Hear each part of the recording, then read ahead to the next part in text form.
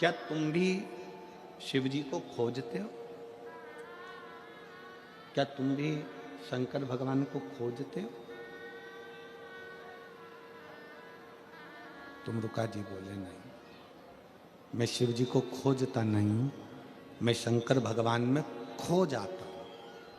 खोजने में और खोने में दोनों में अंतर, दोनों में अंतर।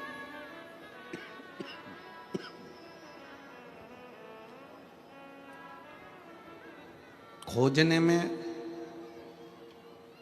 तुम भगवान को ढूंढोगे और खो जाने में भगवान तुमको ढूंढेगा कि तुम कहां।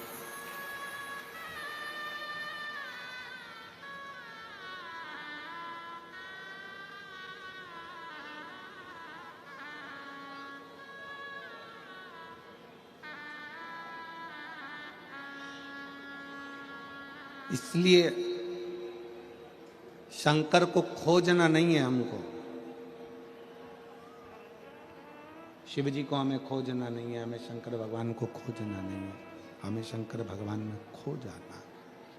शिव के अंदर, शिव के भजन में, भगवान शंकर की भक्ति में, भगवान शंकर के स्मरण में, भगवान शंकर के मंत्र जाप में, भगवान शंकर के नाम जाप में हमें खो जाना,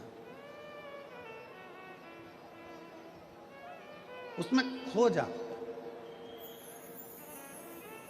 और जब आप और हम जब उसकी भक्ति में खो जाते हैं तो फिर मेरा देवाधिदेव महादेव, मेरा शंकर, मेरा त्रिकालदर्शी, मेरा कैलाशी विनाशी शिव खुद आता है, मेरा शंकर खुद आता है, मेरा शिव स्वयं आते हैं और हमें ढूंढने का प्रयास करते हैं।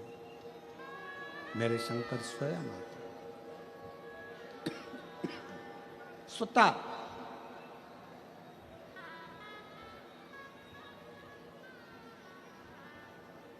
एक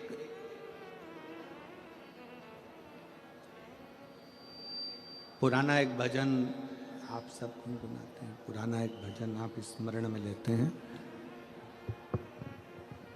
पुराना भजन एक आप लोग गुनगुनाते हैं कि फूलों में ढूंढा तुझे कलियों में पाया है, और फूलों की खुशबू में मेरे बाबा का ठिकाना है। उसी तरह संसार में ढूंढना बंद करो परमात्मा को। हमें कहीं जाकर भगवान को खोजना नहीं है, वो हमारे दिल के अंदर बैठा हुआ है, केवल अपने अंदर झांक कर देखना है और परमात्मा का दर्शन करना।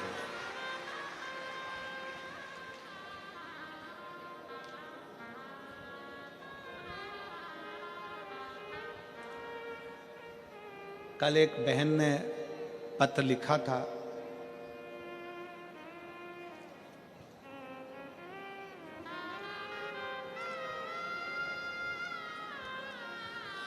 पत्र में अगर हम ढूंढेंगे उसको तो मिल सकता है।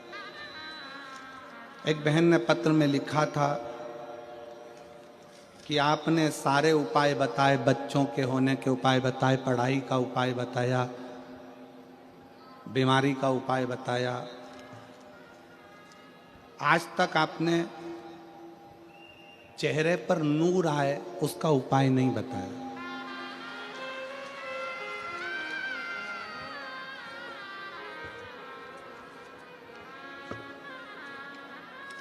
कल का एक पत्र था कि एक, अब देखो पत्र ढूंढेंगे तो समय लगेगा, जिसने भी लिखा होगा बेटी होगी जीजी हमारी। आपने सारे उपाय बताए पर चेहरे पर नूर आए उसका कोई उपाय नहीं बताया। मैं मेरी बहन से कहना चाहूंगा, गुरूर जाएगा तो नूर जरूर आएगा।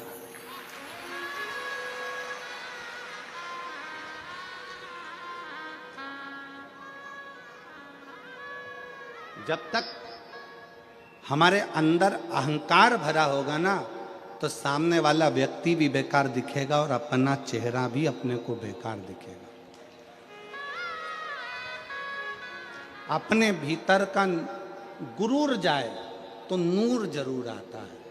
अपने भीतर का अहंकार जब समाप्त होता है, अपने भीतर का जब ईमान समाप्त होता है, अपने भीतर की अभिमत्ता समाप्त होती है, अपने भीतर का अहंकार जब समाप्त होता है, तो अपना चेहरा अपने आप खिलने लगता है।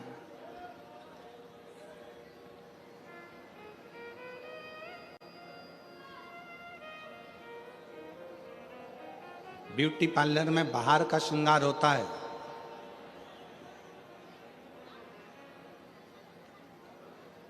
ब्यूटी पार्लर में बाहर का श्रृंगार होता है, जिस श्रृंगार से उसका पति रीझ जाता है।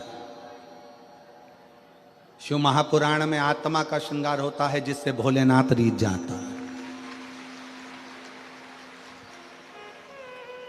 यह आत्मा का श्रृंगार है। इस आत्मा के श्रृंगार से परमात्मा को रिझाया जा सकता है। इस आत्मा के श्रृंगार से परमात्मा को रिझाना सरल हो जाता है। आत्म श्रृंगार मूल है।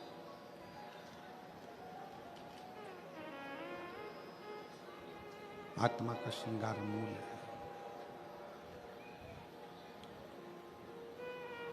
और बाहर का श्रृंगार करना सरल है। ये बाहर की आवाज बढ़ा रहा है, अंदर की आवाज को बढ़ाए, बोलो उसको।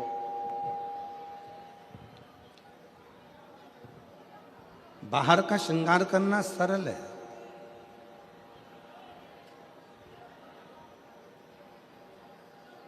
पर भीतर का श्रृंगार करना, अपने भीतर की अभिमत्ता को समाप्त कर देना, अपने भीतर के अभिमान को समाप्त कर देना, अपने भीतर का अहंकार को समाप्त कर देना, अपने भीतर की अभिमत्ता को समाप्त कर देना, ये सरल नहीं है, ये सहज नहीं है।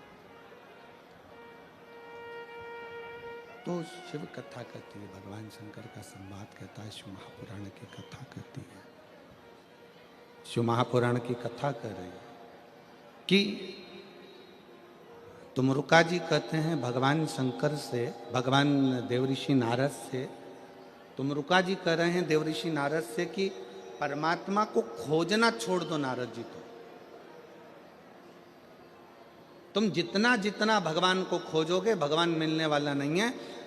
तुमरुका जी कहते हैं नारद जी एकांत में बैठो और बैठकर भगवान शंकर की अविरल भक्ति को धारण करो, शिव तत्व को धारण करो, नारायण तत्व को धारण करो। तुम एकांत में बैठकर भगवान की भक्ति करिए, एकांत में बैठकर भगवान का भजन करिए, एकांत में बैठकर भगवान को पुकारना प्रारंभ करिए, वो मिलेगा।